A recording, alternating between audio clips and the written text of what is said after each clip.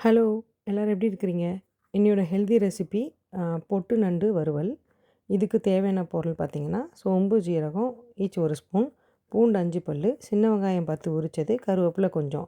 இது எல்லாத்தையுமே ஒரு இடிகல்ல போட்டு நல்லா இடித்து வச்சுக்கணும்.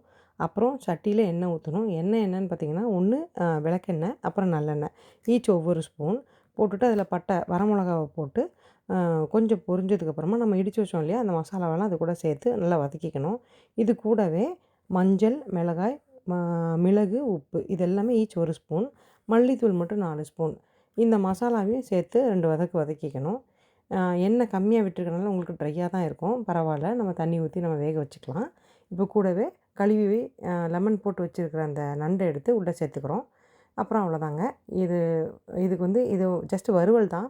கிரேவி கிடையாதுங்கிறனால இதுக்கு தேவையான தண்ணி ஊற்றி நான் அப்படியே மூடி போட்டு வேக வச்சு எடுத்துடுறேன். அவ்வளோதான். உங்களுக்கு குக் ஆகி எல்லாம் தண்ணிலாம் கம்மியாயிடுச்சுன்னா நண்டு ரெடி. Thank you.